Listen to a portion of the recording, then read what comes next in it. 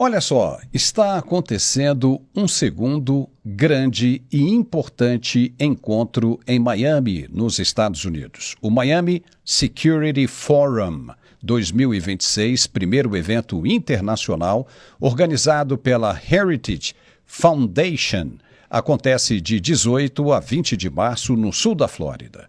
O fórum reúne cerca de 200 líderes políticos, autoridades de defesa, chefes de inteligência e executivos do setor privado das Américas para discutir ameaças comuns como narcoterrorismo, migração ilegal em massa, ditaduras criminosas e a crescente influência de China, Irã e Rússia na região. O evento tem tom alinhado à direita americana e ao governo Donald Trump, com ênfase em combate ao crime organizado, redução da presença chinesa e russas e parcerias práticas entre Estados Unidos, América Latina, sendo considerado o principal fórum de segurança hemisférica em andamento no momento. Hoje, nós vamos contar, além do professor Marcos Pisolato, que habitualmente está conosco às quintas-feiras, com o nosso especialista em geopolítica, Coronel Gerson Gomes. Já vamos logo dando as boas-vindas aos dois. Eu queria começar com o Coronel Gerson. Gerson, esse é um encontro super importante. O que nós podemos esperar como resultado desse encontro e se o Brasil está participando e quem são os representantes brasileiros? Boa tarde, Gerson. Boa tarde, Paulo. Boa tarde à nossa audiência. Boa tarde ao Pisolato, que eu tenho a alegria de reencontrar hoje aqui na bancada do Mundial Telenotícias. De fato, estou invadindo o seu dia, Pisolato, mas é por uma boa causa. É um prazer e uma honra. Pois é, amanhã eu estarei neste fórum, que é um fórum importantíssimo que, como você disse, Paulo, ele é patrocinado por um dos think tanks mais importantes aqui dos Estados Unidos, particularmente para o pensamento conservador. A Heritage Foundation, ela de fato subsidia muitas das políticas públicas e, em especial, nós estamos falando de um evento que fala da segurança e defesa do nosso hemisfério, da América Latina, e o foco é a América Latina. Um dos aspectos que me chamaram a atenção foi justamente o local, que é no mesmo complexo do presidente Trump tem, ali em Doral, que é um complexo hoteleiro gigantesco de eventos, onde aconteceu o lançamento do Escudo das Américas, aquele evento onde 17 países se juntaram para uma política externa de combate ao crime organizado, ao narcoterrorismo, feita hoje sob, vamos dizer assim, o patrocínio dos Estados Unidos, que olham a América Latina hoje de uma forma completamente diferente. Como todos nós já observamos, desde o dia 3 de janeiro, quando há aquela operação de captura do Nicolás Maduro, houve umas ondas tectônicas que reverberaram ali em toda a América Latina no que diz respeito à segurança pública, quando os Estados Unidos eles explicitam a sua política externa. E é lamentável, viu, Paulo, eu tenho que te dizer isso e dizer para a nossa audiência, a ausência do Brasil neste evento que aconteceu com o presidente Trump. Não só do Brasil, mas 3 ausências, obviamente, foram as mais significativas, porque Brasil, Colômbia e México não estiveram presentes ali com o presidente Trump. Aparentemente, o corpo diplomático disse que houve uma questão de agenda, mas me parece que não há uma convergência. E houve um evento em Doral também, no centro, no comando do Comando Sul Militar dos Estados Unidos, que por coincidência também fica muito próximo ali em Doral, e esse evento sim, o Brasil foi convidado e todos os países da América Latina foram convidados para um evento prévio que tentou alinhar uma doutrina, uma política externa na área de defesa. E lamentavelmente, embora o Brasil tenha um oficial general que serve no Comando Sul, oficialmente o Brasil também não foi representado. Quem está participando desse evento aqui na Flórida que, como palestrante, nós temos o deputado Paulo Bilinski, que foi um dos palestrantes hoje num evento muito importante com a presença de interlocutores do México. Nós temos vários países que estão representados da América Latina e da Europa, Portugal, Espanha e Itália têm representantes também, mas em especial nós teremos também amanhã um grande painel que estará presente o deputado Luiz Felipe de Orleans e Bragança. Está também o Cabo Júnior, o deputado de Minas, e o deputado federal do Rio de Janeiro, que foi candidato a prefeito e que está condenado também junto ao julgamento farsesco ali do Supremo Tribunal Federal, que é o deputado Alexandre Ramagem. Ele está presente e essa cúpula que nós vemos de representação de um policial militar, que é o caso do Júnior, um delegado de polícia civil, que é o caso do Bilinski, e um delegado de polícia federal, que é o caso do Ramagem, é importantíssima para justamente nós entendermos o que os países estão acordando principalmente, eu posso dizer, na questão de defesa e segurança pública, porque agora a política externa do governo americano coloca as Forças Armadas nesse tema, quando classifica vários desses grupos, desses cartéis, como organizações terroristas. Essa é a grande inflexão. Houve e está havendo ainda muita interação e compartilhamento de doutrina e alinhamento, até posso dizer, de políticas externas, viu, Paulo? Olha, isso é super importante e vou dizer, né, necessário. Professor Marcos Pisolato, do ponto de vista histórico, isso vai representar bastante, né? Principalmente porque o governo brasileiro se recusa a categorizar o PCC e o Comando Vermelho como grupos narcoterroristas. O chanceler brasileiro, Mauro Vieira, foi questionado, sabatinado na CPI do crime organizado e disse que o governo brasileiro não tem interesse em fazer isso porque fica com medo, né, de abrir aí espaço, né, e ameaçar a soberania, né, brasileira, deixando isso aí a cargo dos americanos, ou seja, vulnerável à política americana. Mas eu te faço a seguinte pergunta: isso já não acontece com relação à China, à Rússia e ao Irã? Seja bem-vindo, Pisolato. Obrigado, Paulo. Um prazer imenso estar aqui com o Gerson. A gente se cruza nos programas online, mas nunca simultaneamente, né? É um prazer e uma honra, de fato, dividir a trincheira com vocês dois, lutando por esse Brasilzão. Eu vou começar ressaltando exatamente o que está no site da fundação que está promovendo o Miami Security. Vou ressaltar algumas palavras que você falou no começo, Paulo, que é interessante que a gente aponte do que se trata isso, para que se entenda do que o Brasil está optando por ficar fora. Porque o não apoio oficial, não só nesse, mas como na reunião anterior com o Trump, demonstra que o Brasil está se afastando desse tipo de agenda liberal do hemisfério ocidental.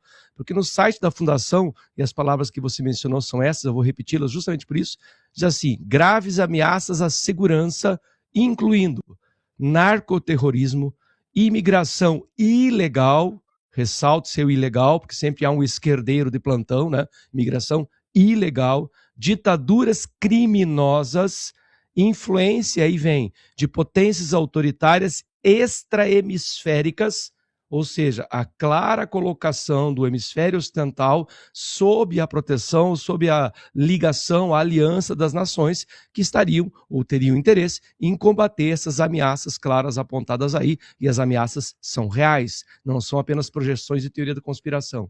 E aí, quando o Brasil se posta de forma bastante suspeita nessa resistência em classificar esses grupos como o Comando Vermelho e o PCC como grupos terroristas, é preciso lembrar que todas as estratégias, se é que as houve, todas as estratégias, especialmente dos governos lulopetistas, que ocorreram, elas não obtiveram sucesso, muito pelo contrário. O Comando Vermelho, a gente sabe muito bem que o Comando Vermelho nasceu em 1979, então, olha quanto tempo existe o crime organizado só pensando no Comando Vermelho.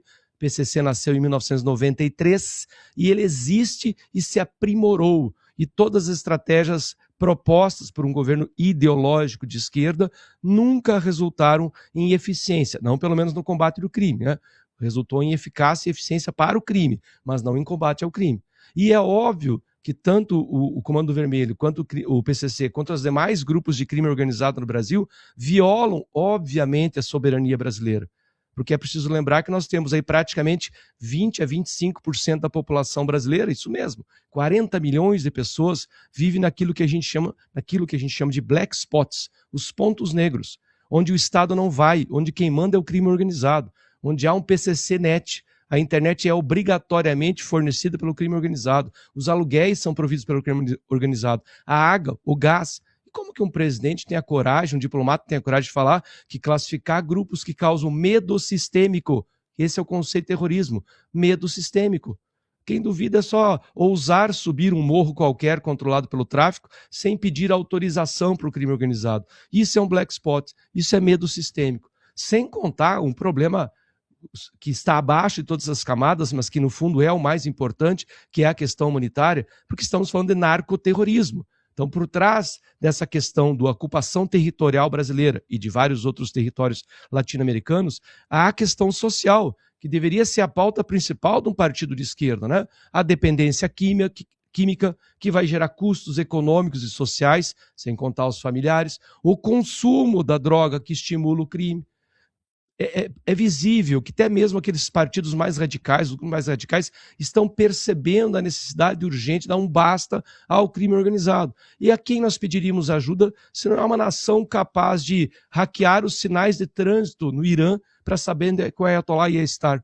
Para quem que a gente vai pedir ajuda? Para o nosso exército, para a nossa marinha que encalha navios na praia? Nós precisamos de ajuda para nos modernizar no combate ao crime organizado. E agora está acontecendo uma coisa muito curiosa, né? A gente, né, comentou rapidamente a respeito disso, mas agora vamos aprofundar um pouquinho mais, que é o caso dessa imigração ilegal, de cerca de 600 haitianos, né? O Gerson, que serviu no Haiti, conhece muito bem a situação. 600 haitianos, né, foram detidos pela Polícia Federal no aeroporto de Viracopos, em Campinas, e agora a polícia diz que cerca de 600 deles, né, inclusive de outros países africanos, estão entrando no Brasil ilegalmente toda semana. Esses caras, esses 600, né, imigrantes, estavam com documentação falsa. Agora a pergunta é a seguinte: quem estaria patrocinando isso? Da onde vêm esses aviões? Quem estaria fornecendo essa documentação para essa quantidade imensa de imigrantes ilegais que começam a entrar no Brasil? Como é que você vê isso, Gerson?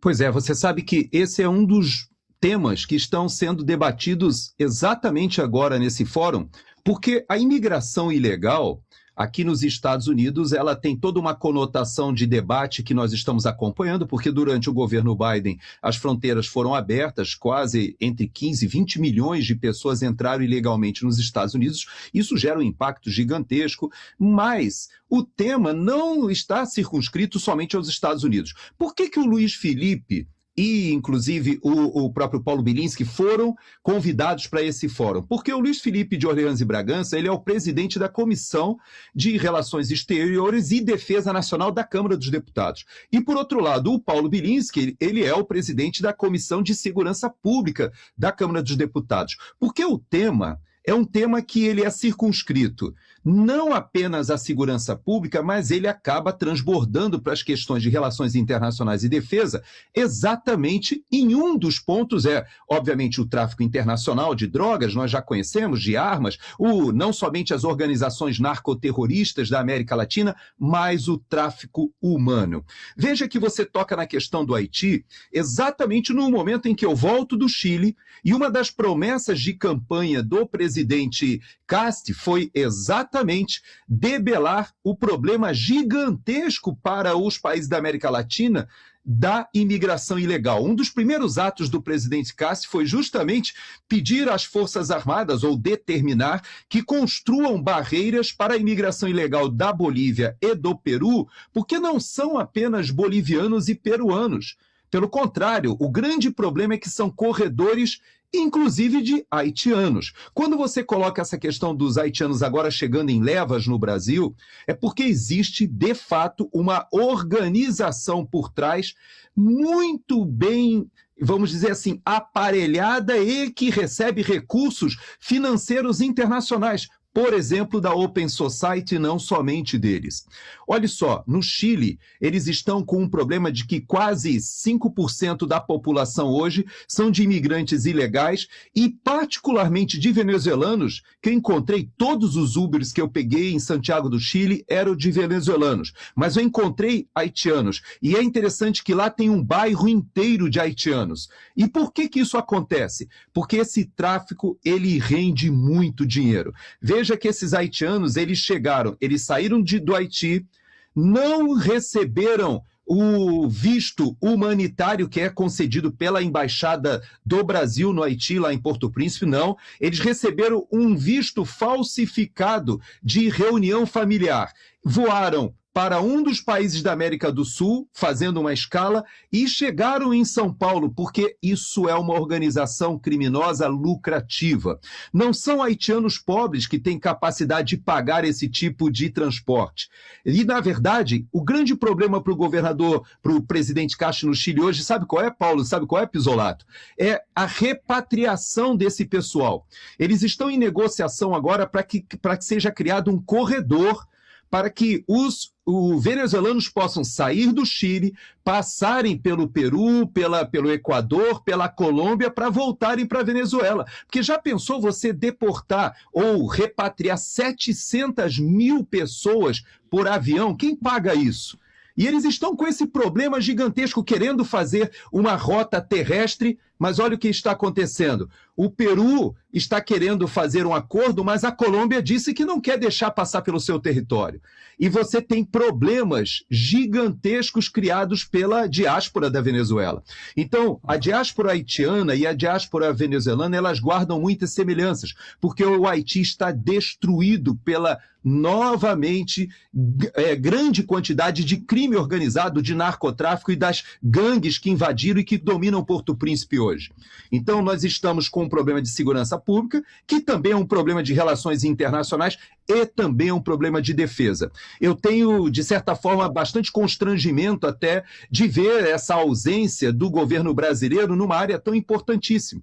Porque essa não somente a questão de segurança hoje está extrapolando, como as Forças Armadas da América Latina hoje estão se alinhando para ajudar, seja logisticamente, seja na inteligência e até em operações como estão acontecendo no Equador, contra essas áreas. Eu tenho certeza que você, Paulo, e você, Pisolato, e você que me ouve, deve ter lembrado que semana passada foi encontrado uma área de treinamento em Mato Grosso, que foi uma área de treinamento numa área inóspita que foi criada com treinamento de fuzis, de pistolas e de metralhadoras .30 com reparo. Ou seja, é uma área de homicídio para organizações criminosas e que pior, no caso brasileiro, estava infestada de adolescentes, ou seja, eles estão colocando menores de idade para o crime organizado, sabendo que o ECA os protege. Então você veja que o assunto é muito complexo e, infelizmente, né, Paulo, nós não temos representantes das Forças Armadas e nem do governo brasileiro,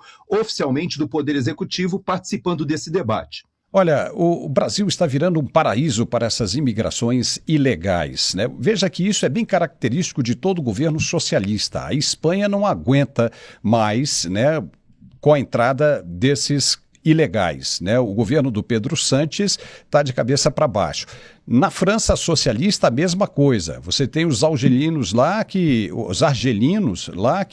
estão tomando conta, os muçulmanos estão tomando conta do país inteiro. Aí você tinha aí o Hezbollah, Hamas, todo mundo migrando para a Venezuela. Aí quando o Donald Trump endurece, porque esse negócio dos haitianos e de africanos, né, inclusive espiões russos entrando nos Estados Unidos, acontecia de montão no governo, né, democrata de esquerda. Ou seja, o governo Biden, o governo Barack Obama, isso triplicou. E em Miami você tem um bairro chamado Little Haiti, né, que é infestado, né, de haitianos. É gigantesco, é quase do mesmo tamanho de Hialeah, que é um bairro cubano. Então isso aconteceu, Donald Trump percebeu, porque parece que é uma intenção, é uma cartilha desses governos socialistas criarem esse caos migratório para depois a população ficar à mercê do governo. O governo chega, apresenta uma suposta solução, Pimba, tá aí, bingo, conseguiu o que queria. A população dependente exclusivamente do governo. Agora, quando você tem os países da América Latina se alinhando à política nova agora de Donald Trump, cercando, fechando, bloqueando essa imigração ilegal, esses caras vão cair para onde, Pisolato? Vão cair para o Brasil. E olha, isso é assustador. Por quê? Por que o Brasil não tem uma política de controle migratório como os outros países têm? Por que o Brasil não está sendo chamado? Porque o Brasil não quer reconhecer essas irregularidades, principalmente o crime organizado. Não é, Pisolato? Sua opinião sobre isso? Olha, eu vou começar, Paulo, garantindo que ninguém nos acuse de racismo. Nós estamos falando de ilegalidade. Ilegalidade, exatamente. Porque todos nós somos, em alguma medida, imigrantes. Claro que se a gente fosse fazer um retrocesso antropológico, a nossa espécie nasceu na África. Então, a única espécie nativa de uma região seria o primeiro Homo sapiens sapiens lá na África, 200 mil anos atrás. Todos nós somos imigrantes. O que nós estamos apontando não é a imigração como forma, inclusive, de colonização. Especialmente no Brasil, nós somos uma nação miscigenada e imigrada, tá? Por essência, mesmo imigrada e miscigenada com aqueles que cá estavam. Então, obviamente, não estamos falando da imigração, estamos falando da ilegalidade, como o Coronel Gerson muito bem apontou. A ilegalidade traz diversas camadas ontológicas, tem muita coisa para ser discutida ali dentro, que vai do mais básico, que é o subemprego, que gera uma condição desumana para o próprio imigrante, que vai levar talvez à marginalidade, que vai levar a um problema socioeconômico maior, que pode levar a desemprego, e o que eu considero os dois maiores problemas que há, que é o tráfico, de fato, como o Coronel Gerson apontou, eu não sei se vocês sabem, mas há uma curiosidade, inclusive essa semana a gente fez um debate numa turma de direitos justamente sobre isso, aonde existiu o maior tráfico humano em toda a história, desde a antiguidade até hoje. Foi na época do Brasil colônia, foi até o século XIX ou é hoje? Hoje nós temos ativos no mundo muito mais seres humanos escravizados, mas muito, muito, muito mais. Existem alguns autores que chegam a falar em 150 milhões de pessoas que são traficadas, seja por serviço sexual, seja para trabalho escravo. Ou seja, dá mais ou menos 5 a 6 vezes o valor total de todos os 350 anos de escravidão. Não estou diminuindo a escravidão do Brasil. Eu estou dizendo que é um problema grave quando a imigração ilegal abre essa nova camada ontológica para definir o que seja imigração. Porque você usa a imigração para, um dos elementos seria o tráfico, inclusive o sexual. Existe um problema secundário que o Paulo muito bem apontou, que é a questão daqueles que se aproveitam da imigração ilegal para entrar com suas ideologias perniciosas e perigosas. Eu tenho um aluno que veio da França para o Brasil, a mãe dele é brasileira, o pai é francês, eles fugiram da França. Ele estudava numa escola que era religiosa, católica, na França, e os muçulmanos formaram uma maioria tão grande que primeiro o pai dele se mudou de bairro, porque o bairro começou a ser exclusivo de muçulmanos. E aí, entre eles, os radicais começavam a pressionar, ele saiu. E para piorar, a escola que era católica, sobre toda a parede dessas escolas católicas, eu conheço uma delas aqui no Brasil, há um crucifixo. A escola começou a ter que retirar. Esse é um outro fenômeno curioso, porque o crucifixo lembra a Igreja Católica, lembra a Igreja Cristã e lembra a cultura ocidental. É um fenômeno, uma outra camada. Porque quando os socialistas, comunistas, progressistas, globalistas falam de abrir as fronteiras, eles estão falando de minar a cultura ocidental. Por isso que eles querem portas abertas. A França está sofrendo com isso, a Alemanha está sofrendo com isso. Os países que são banhados pelo Mediterrâneo estão sofrendo com isso, porque você mina a cultura. Quando nós nos miscigenamos, nós miscigenamos também a nossa cultura. Nós somos uma nação miscigenada.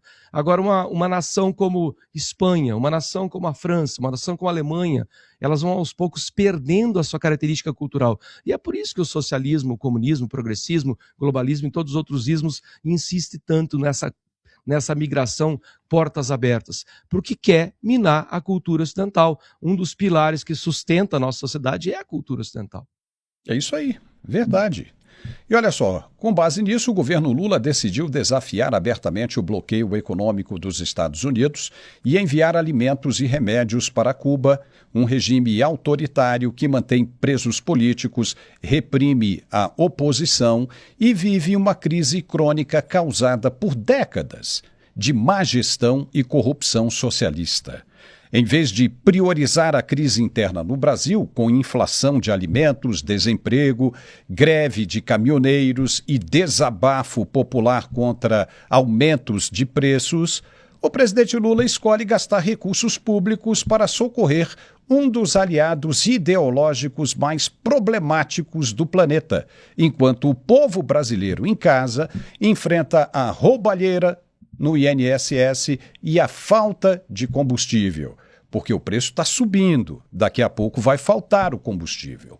A ajuda, que inclui dezenas de milhares de toneladas de arroz, feijão, leite em pó e medicamentos, é financiada com dinheiro do contribuinte brasileiro e coordenada via Programa Mundial de Alimentos da ONU. Mas o timing é muito claro. É um gesto político de solidariedade à esquerda latino-americana. Um furo direto no bloqueio dos Estados Unidos reimposto por Donald Trump. E uma mensagem de desafio a Washington em pleno ano eleitoral.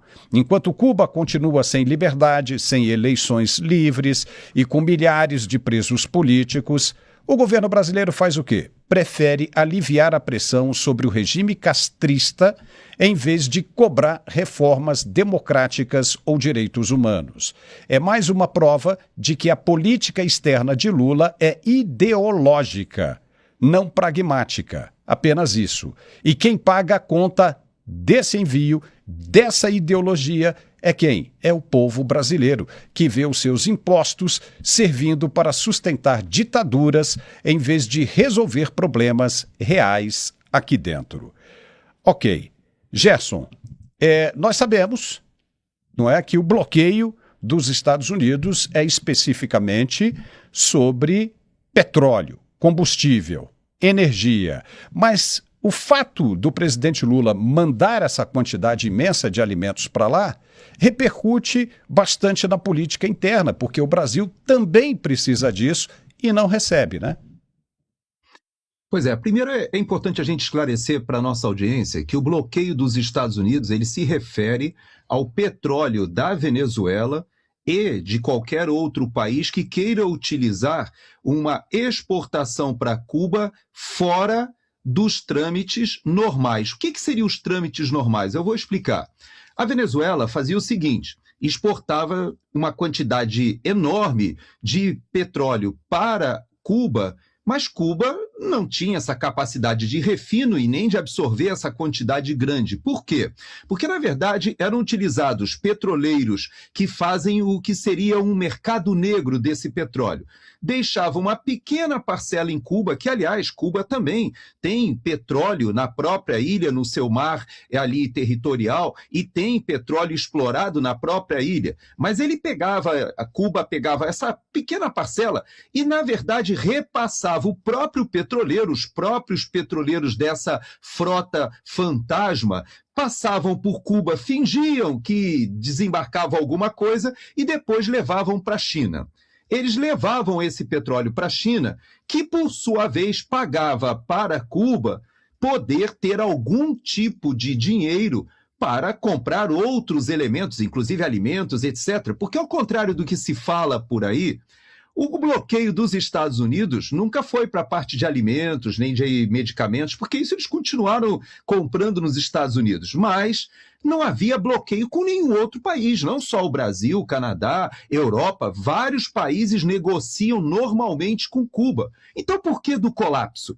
Porque o sistema comunista não gera riqueza. Não havia esse financiamento que era feito pela Venezuela, foi o mesmo financiamento que foi feito na época da União Soviética. Quando cai o Muro de Berlim, colapsou a economia de Cuba. Como sobreviveriam? Já que todas as formas de produção estavam estatizadas, a propriedade privada foi capada, toda a atividade econômica privada foi completamente cerceada, porque o Estado forneceria tudo, as carteiras, as cadernetas de alimentação.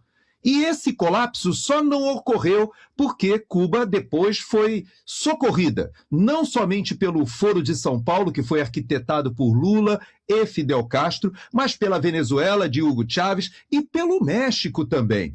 Veja que a última vez que Cuba recebeu uma grande quantidade de doações de alimentos agora foi há poucas semanas do México. E sabe o que aconteceu com todos esses alimentos e remédios, inclusive carne, tudo que foi doado pelo México, foi para os mercados das Forças Armadas Revolucionárias de Cuba. Porque em Cuba tem mercados que você consegue comprar alimentos, etc., em dólar. E é muito caro. E a população foi obrigada a comprar os alimentos que vinham do México, que estavam ali, foram doações do México. Eles compraram de quem? Das Forças Armadas Revolucionárias de Cuba e do seu esquema militar de distribuição de alimentos. Então você veja, Paulo, que esse colapso hoje de Cuba chegou a um ponto em que o governo americano parou de ser hipócrita. O governo Trump disse o seguinte: chega, basta, nós vamos de fato hoje promover uma mudança. E sabe o que aconteceu essa semana lá em Cuba? Já foi divulgado que eles permitirão que os cubanos da diáspora, em especial aqui dos Estados Unidos, comecem a restabelecer o comércio, a propriedade privada, os investimentos e farão uma transição, porque o comunismo lá de Cuba colapsou totalmente, Paulo. Não deu certo, não deu certo. E agora o Pisolato, que é do sul do país, viu toda aquela situação que aconteceu no Rio Grande do Sul. Até hoje, o governo que ficou, que prometeu recursos, não cumpriu. O povo gaúcho é que teve que resolver a situação. Muita gente foi morar debaixo da ponte, sem alimentos, contava com alimentos doados pelos próprios moradores. Aí vem o governo agora e manda quantidades imensas para fora do país. E ainda teve aquela tentativa de comprar arroz, não é, Pisolato? Para mandar para o sul. Lembro. Não é? Naquela fraude danada. Depois não comprou, porque todo mundo bateu em cima. Agora, alimento para mandar para Cuba tem. Não é? Ali o Coronel Gerson apontou muito bem esse caso da falência do modelo socialista comunista. Eu espero que aquilo que Cuba deveria ter sido quando a União Soviética comprava todo o açúcar que Cuba produzia a preço superfaturado para ter uma vitrine do socialismo, eu sinceramente esperaria que aquela trupe que gosta de fumar muita cannabis nos DCEs universitários olhasse para Cuba e visse. Ou pelo menos, olha, uma sugestão bem simples. Se tiver algum esquerdopata aí nos ouvindo, vai lá, entra no chat GPT e faz assim, os 10 erros epistemológicos do marxismo ou do comunismo. Só 10 é o suficiente para você ver que é uma filosofia incorreta, é uma sociologia incorreta, é uma epistemologia incorreta. Não vai funcionar, gente. Vocês só vão matar gente, só vão destruir países, mais nada. Isso a história já provou. O maior assassino do mundo depois do aborto é o comunismo. Não existe nada que mate mais no mundo depois do aborto do que o comunismo. Então é óbvio que a fórmula não funciona, ela está errada. O único sistema que já provou que funciona, tanto que a China pega esse gostinho, é a liberdade de mercado. A China é socialista de mercado porque tem lá o Estado ainda controlador, uma política controladora, mas ela sabe que está no capitalismo o sucesso. Aí quando você vê um governo como o nosso, que faz uma espécie de diplomacia de adúltero, promete fidelidade e entrega traição, as várias promessas que são feitas, inclusive aquela que a gente não sabe os detalhes, que foram feitas para o Trump, provavelmente para que ele revogasse a Magnitsky, é bem provável que o Lula não esteja cumprindo. Aí tu vê um governo como esse, marcado pela corrupção, e que naquele caso que você citou, fez leilão de arroz superfaturado através de uma sorveteria. Nós temos hoje no Rio Grande do Sul, gente, hoje, agora, enquanto a gente fala, ainda existem cerca de 1.000 a 1.500 famílias que ainda não conseguiram reconstruir seus lares. Porque o governo do estado também não é lá essas coisas, E aí não conta com a participação do governo federal, cuja função constitucional está na Constituição, é garantir permanentemente a proteção contra calamidades públicas, como enchentes, por exemplo, está lá na Constituição. Mas o Brasil, infelizmente, assim como Cuba, fez essa experiência maluca do socialismo que se provou falho e, para variar, causa uma calamidade humanitária. O Brasil vai nessa vibe meio mercantilista. O Brasil tem essa coisa do mercantilismo. O Brasil não é capitalista sobre um governo PT. Ainda acha que o Estado é o melhor administrador que existe. Desde quando? O Estado jamais vai devolver para alguém mais do que ele tirou. Se ele quer devolver R$1, ele vai tirar 2, 3, 4, 5, 6. É um Estado que é patrimonialista. Cuba está mostrando que o socialismo pode dar errado. E a diplomacia de anão de todo o Itamaraty, e especialmente do Lula, quando fala, porque ele ainda não se tocou que ele é um presidente, ele é um chefe executivo, quando ele fala aquelas insanidades, dizer que ele tem sanguinidade de lampião, que vai fornecer jabuticaba para o Trump ficar mais calmo, que vai resolver a guerra da Ucrânia num bar. Ele não entende que ele não está mais nos anos 80, que ele não está falando numa mesa de bar, que isso repercute no mundo inteiro e passa uma imagem horrível do Brasil. A nossa sorte é que talvez, a partir do 3 de outubro, a gente se livre de todos esses anões diplomáticos, e eu tenho certeza que o Trump tem um interesse imenso em trazer o Brasil para esse lado do hemisfério. Porque se o Lula está esperando que China ou Rússia vá socorrer o Brasil em qualquer situação, aí sim que ele vai cair do cavalo.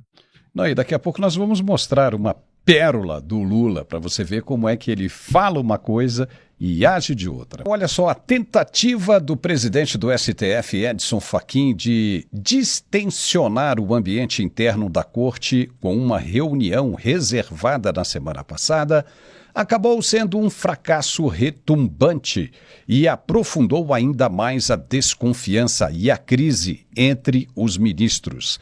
Em vez de promover unidade, o gesto de Fachin, que inicialmente reuniu apenas ministros alinhados a Gilmar Mendes e Alexandre de Moraes, como uma espécie de bandeira branca para reduzir atritos, foi visto como uma manobra politizada e seletiva, que excluiu outros membros da corte e reforçou a percepção de que o STF está dividido em blocos de poder, com Fachin tentando negociar paz com o grupo mais ativista e político.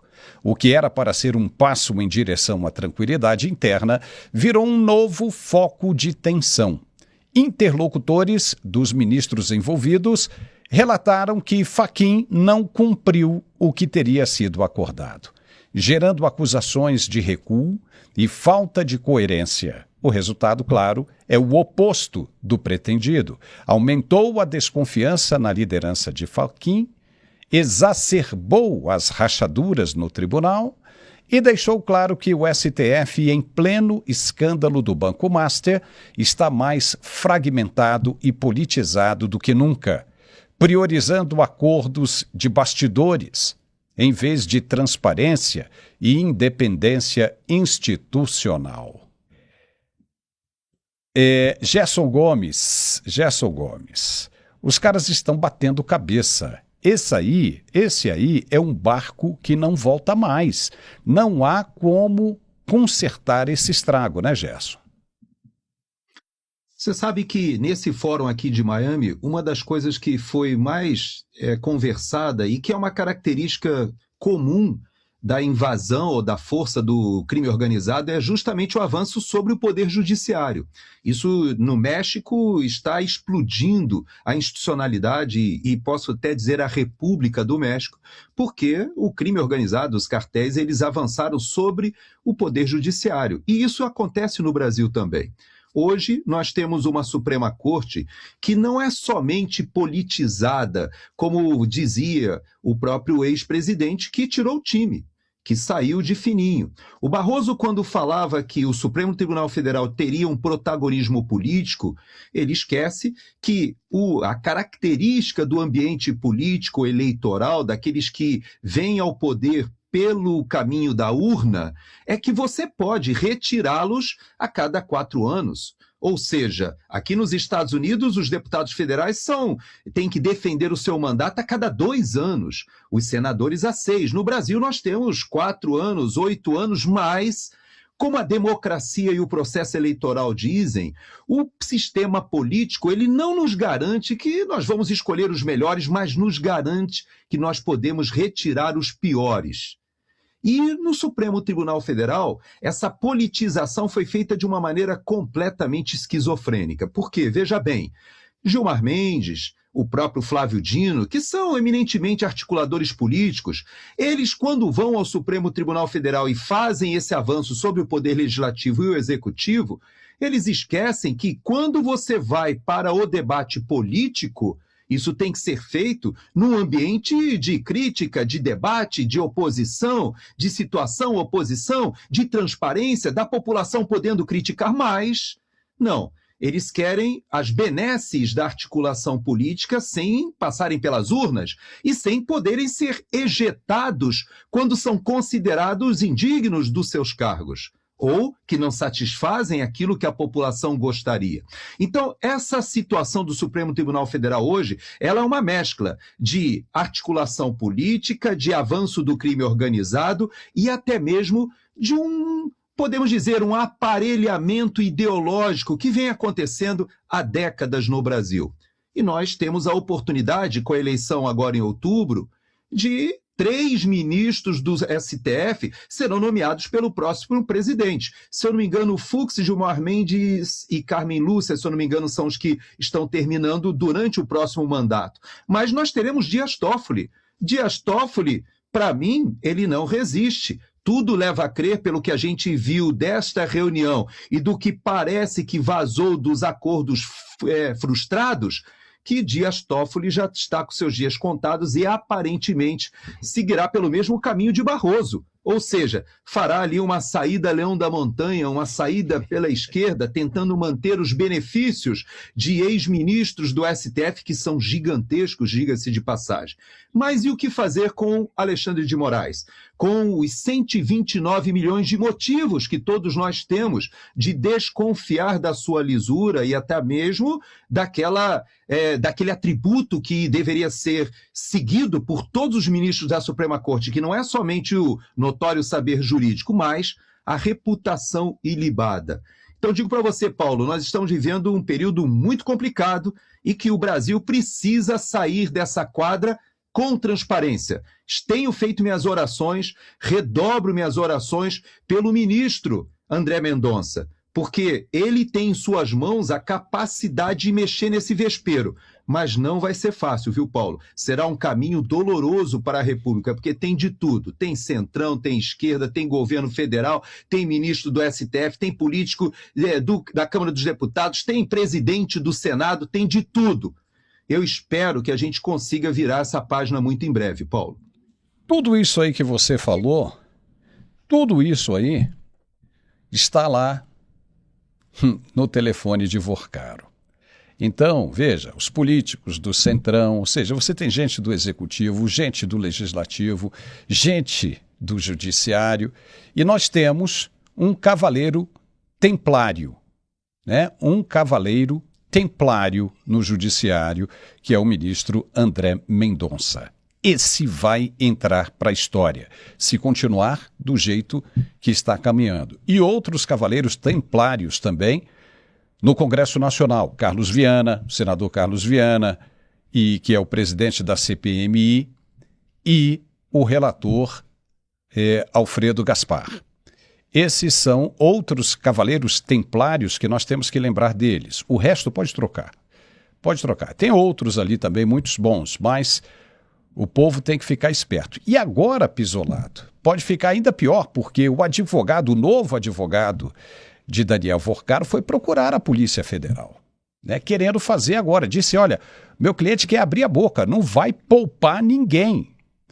E se alguém está esperando que o Daniel Vorcaro vai ficar jogando com a polícia e com o Supremo, tipo, solta um pouquinho aqui, solta um pouquinho acolá, se engana redondamente, porque ele só tem uma chance. Uma chance é essa: pegar e abrir a boca, contar tudo o que ele sabe e provar. Porque não adianta nada ele dizer e não provar. Não adianta nada ele fazer como fez o Mauro Cid. Agora, a realidade é totalmente diferente. Mauro Cid disse e não provou. Ninguém nunca viu a tal da minuta do golpe. Ninguém nunca viu. Nem mesmo tiveram como comprovar a presença do Felipe Martins nas reuniões lá no Palácio do Planalto. Não tiveram como confirmar, havia muita contradição. E como, na dúvida, o réu tem que ser beneficiado, no caso não foi condenado. Mas nesse caso de Daniel Vorcaro, ele vai precisar abrir a boca tudo de uma vez, porque senão ele vai morfar na cadeia, né, Pisolado? Tem um ditado, aliás, 2 ditados. Um deles diz assim: quando você está numa poça, num pântano muito grande, você não consegue sair com um passinho pequeno. Você dá um passo e continua dentro do lodo. Tem que dar um salto grande. Eu acho que é isso que o Gerson estava mencionando, quando é a ideia de nós transformarmos o país, e aí entra outro ditado. É um ditado que diz assim: a coruja de Minerva decola ao entardecer. Então, quando um país está numa crise muito profunda, é a hora da sabedoria entrar e reformar o Estado. Porque esses escândalos todos que vêm se sucedendo há muito tempo, a bem da verdade é isso, a gente recolheu, a gente não, né? O público que votou nesse partido novamente recolheu não é nenhum cavalo de Troia, essa mula de Troia que tinha a clara intenção de saquear o Estado brasileiro. Pela terceira vez, pelo menos, nós contarmos Dilma, estamos aí com 18 anos de um partido que tem como modus operandi usar o Estado como se fosse seu, daí o patrimonialismo. O sistema está se mostrando completamente comprometido, carcomido, e a única estratégia que eles têm para se manter no poder é sacrificar os justos. Você citou o caso Felipe Martins. Felipe Martins não cometeu crime nenhum. Foi provado que ele não cometeu crime nenhum. Ele está preso, sequestrado pelo Estado. E parece que a nossa vida vai correndo normalmente. Por quê? Porque aqueles que deveriam fazer algo estão comprometidos também. Como o Coronel Gerson muito bem apontou. É o maior escândalo de um sindicato do crime tomando o Estado, como disse o presidente El Salvador. Se o Estado não consegue combater o crime, é porque o crime está no Estado. E a gente está vendo o nível de comprometimento, o esforço. Eles chegaram a oferecer: nós anulamos as condenações desde que vocês não investiguem o Banco Master. Isso para mim é confissão de culpa. Quando vá essas disposições, vamos sacrificar o Toffoli, nós vamos poupar o Moraes, isso para mim é confissão de culpa. Nós precisaríamos, tá? O que a gente precisaria fazer, Paulo, fazer uma limpa de fato. Qualquer tipo de moral que não fosse, como o coronel mencionou, ilibada, exclui. Mas talvez não seja culpado. Mas nós não estamos no momento de tergiversar dentro do sindicato do crime. Elimina e começa de novo, reseta e começa de novo. Aprende todos os erros, sem decisão monocrática, sem poder de prevaricar legalmente, como o Alcolumbre anda fazendo. Então são oportunidades de aprender com os erros que nós cometemos. Eu espero que a gente aprenda, eu espero que a gente não adote medidas para amenizar o problema e permaneça com o sindicato do crime montado, porque ainda vai acontecer o quê? Eles apenas vão se renovar e a gente vai continuar nessa lama, nesse lodaçal. Olha só, então tudo isso aí é dinheiro sujo. E olha só, em meio à campanha eleitoral de 2022, você lembra disso? 2022 não deve ter saído ainda da sua cabeça. Lula detonava Bolsonaro, afirmando que bastaria uma simples canetada do presidente para a Petrobras reduzir os preços dos combustíveis, mudando a política de paridade internacional e acusando-o de falta de coragem para fazer isso, para enfrentar os acionistas e mercado. Aí, hoje, no governo Lula, em 2026, com a alta do petróleo e pressão por reajustes na Petrobras, o presidente Lula faz o quê? O quê? Exatamente o que criticava o outro. Nega a intervenção direta na estatal, descarta a canetada, exatamente como o Bolsonaro fazia, para forçar a redução de preços. E ainda opta por medidas indiretas como zeramento de impostos, PIS, COFINS, sobre diesel, enquanto ministros afirmam que não serão irresponsáveis, intervindo em empresa de capital aberto. Veja, tudo isso em ano eleitoral. Ele dizia que zerar o PIS, o COFINS, em ano eleitoral era muita malandragem de Bolsonaro e coisa e tal. Então vamos lembrar agora o que o papai dos pobres disse em 2022 para detonar o ex-presidente Jair Bolsonaro. Roda aí. O preço do combustível não para, na verdade, é de subir. Significa que algo está muito errado nesse país. O Bolsonaro poderia, uma canetada, como fez o Pedro Pareto, obrigar o presidente da Petrobras a reduzir o preço. Eu não autorizei aumento do diesel. Porque desde o meu primeiro mandato, que eu aprendi que quem autoriza o aumento do petróleo, derivado de petróleo, é a Petrobras e não é o presidente da República. Essa é a primeira verdade que eu quero dizer. Gerson, se ele aprendeu isso desde o primeiro mandato dele, lá em 2003, como é que o cara teve coragem de falar isso em 2022 contra Jair Bolsonaro, rapaz? Você sabe que eu acho que é um teatro. Eu vou explicar por quê. Vocês conhecem a minha tese de que Lula não estará na urna eletrônica em outubro. E eu acredito que ele está fingindo uma certa senilidade, querendo imitar aqui o Joe Biden. E eu tenho dito, quem será a nossa Kamala Harris no Brasil? Porque é claro que ele é o pai da mentira. Isso sim, não o pai dos pobres. Porque são tantas as incongruências entre o discurso e a prática que a gente já começa a desconfiar que há uma certa senilidade. Talvez ele esteja esquecendo do que falou no passado. As pessoas mais próximas de Lula dizem que não, que ele continua muito sagaz e, pelo contrário, ele tem falado muita besteira, essa é a verdade. Como nós podemos lembrar várias agora. Na época do governo Dilma, isso até, de certa maneira, era uma diversão. E as pessoas costumavam pegar as falas da Dilma e transformar em memes. Mas no caso do Lula, quando ele disse na campanha que não ousaria colocar ali uns amigos no Supremo Tribunal Federal, e ele teve a desfaçatez de nomear não somente Zanin, seu advogado pessoal, que, aliás, foi chamado para aquela reunião ali de gerenciamento de crise no domingo, um ministro do STF. Será que foi chamado como ministro do STF ou como advogado pessoal de Lula? Ainda criminalista, quem sabe? O que emanará desses celulares que precisou chamar o seu ex-advogado ali para uma conversa particular e pessoal com os comandantes de forças? Com, inclusive, o Procurador-Geral da República, com o diretor da Polícia Federal. E você veja que as mentiras são muitas. Quando disse, por exemplo, que teria transparência, que não colocaria sigilo em nada, e é o que mais nós temos nesse governo, são sigilos. E mais ainda, quando a gente compara os gastos dos cartões corporativos, já está na casa do bilhão.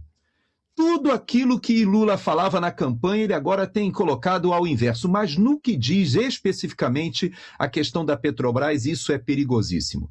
Veja que o futuro ministro da Economia, Fazenda, talvez seja o super-ministro do presidente Flávio Bolsonaro, muita gente está indicando que seria o Saxida. Quem é Saxida? Não podemos esquecer que naquele momento da crise dos combustíveis, o presidente Bolsonaro teve coragem de, inclusive, substituir o seu ministro, que era um almirante, especialista na área, inclusive, de energia nuclear, mas ele colocou o Saxida, que veio da equipe do Paulo Guedes. Eles fizeram realmente uma fórmula de diminuição de impostos com muita sabedoria e não prejudicaram os acionistas da Petrobras. Por quê? Porque todas as vezes que você faz essa intervenção, a Petrobras, que é uma empresa de capital misto, que ela tem participação do governo, é verdade, mas é uma empresa, inclusive, em bolsa aqui dos Estados Unidos. Você tem milhões que foram pagos pela Petrobras ainda nos primeiros mandatos, quando houve a questão da Lava Jato. Por quê? Porque os acionistas minoritários, eles têm os direitos que são preservados aqui nos Estados Unidos e nós somos obrigados a seguir essa mesma coisa no Brasil. É muito bom quando eles botam dinheiro, mas eles não gostam de perder dinheiro, né, Paulo? Então, eu digo para você que o momento agora é o momento em que Lula está fazendo exatamente aquilo que Bolsonaro fez quando teve a crise lá da guerra da Ucrânia, do petróleo. Vamos ver, né, Paulo? Vamos ver, né? Eu acho que vamos ver o que essa gente que apoia o PT vai dizer.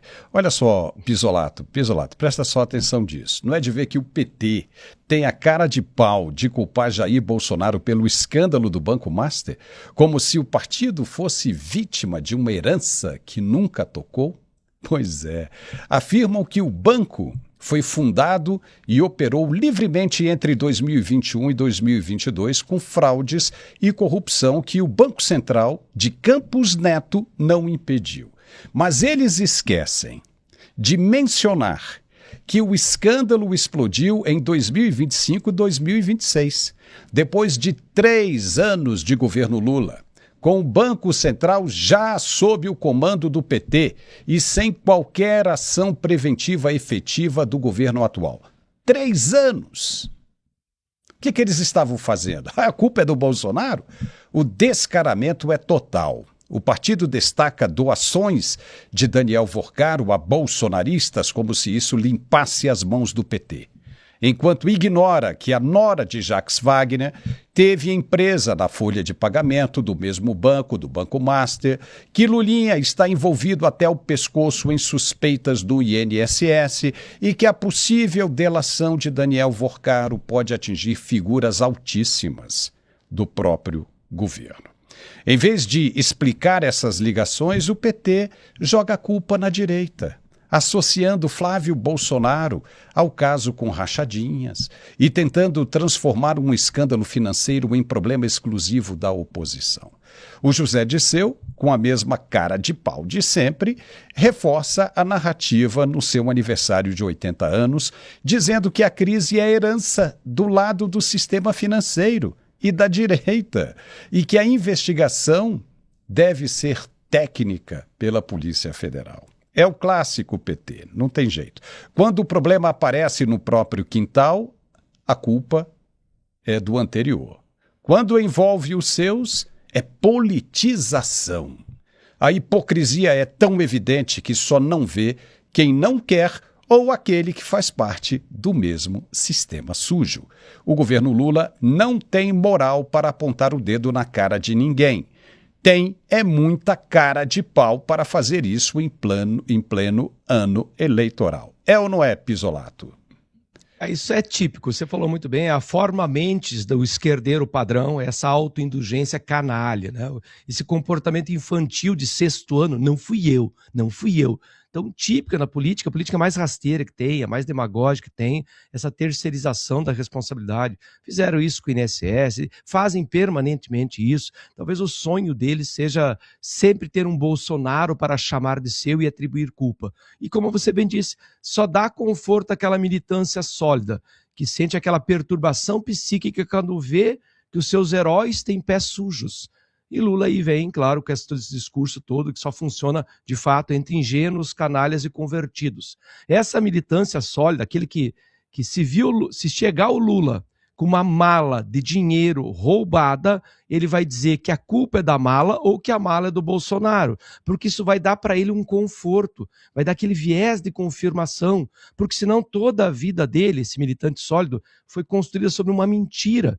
E é de fato, porque o esquerdeiro ele tem essa dificuldade de olhar para a realidade. Vou citar um caso recente, para você ver aí o Boulos, que o sonho do Boulos é ser o futuro Lula, ele começou muito bem, ele mente igual. O Boulos esteve num programa de rádio recentemente, falou várias mentiras, interrompeu mulheres que estavam perguntando para ele sobre, o famoso mansrupting, que para as mulheres costuma ser uma agressão.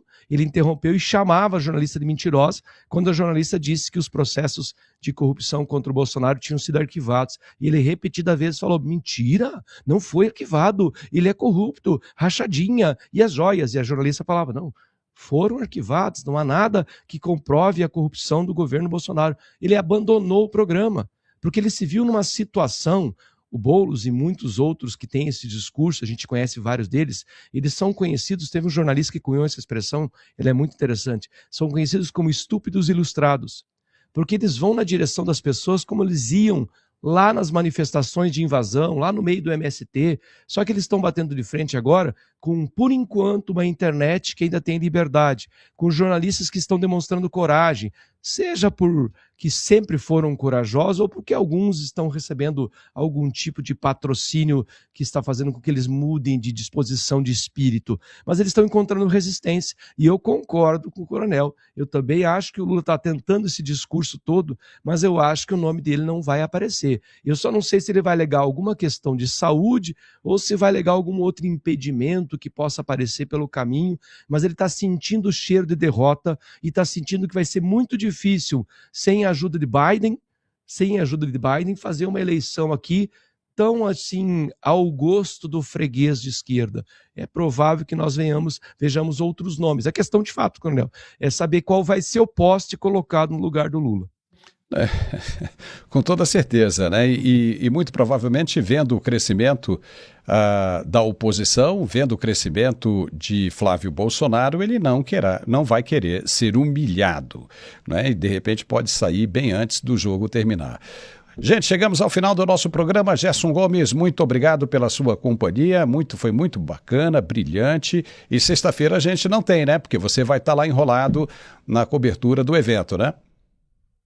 Exato, mas fiquei feliz de você me permitir estar com o Pizzolato hoje, é sempre uma aula, né? Pizzolato é uma satisfação a gente ouvir, a gente fica horas ali ouvindo. Mas de todo jeito, amanhã eu estarei no evento, vou fazer algumas entrevistas, pretendo entrevistar o deputado Ramagem, pretendo que está aqui no exílio, aqui nos Estados Unidos, entrou com asilo político, também pretendo entrevistar o Luiz Felipe de Orleans e Bragança amanhã, vamos ver se eu consigo conversar também com o Paulo Bilinski e a gente ter uma visão do que foi o evento e na segunda-feira eu te prometo que eu trago aí um resumão para a gente discutir, viu, Paulo? Obrigado. Valeu, obrigado, Gerson. Pizzolato, muito legal também a sua participação, como sempre, viu?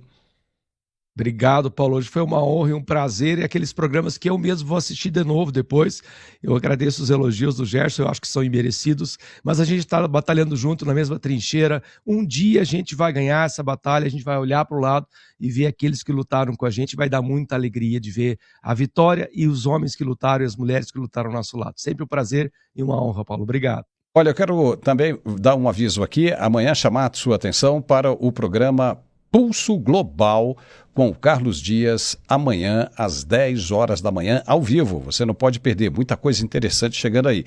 E lembro você também que nós temos aí o programa do Pizzolato, também a culpa é do Deodoro, toda terça-feira à noite. Né? Muitíssimo obrigado. Gerson, um forte abraço, tchau Pizzolato, tchau a você que esteve conosco até agora e nos vemos de novo nesta quinta-feira, nesta sexta-feira, já é sexta-feira de novo, papai. O tempo está voando. Dessa sexta-feira. Tchau e até lá.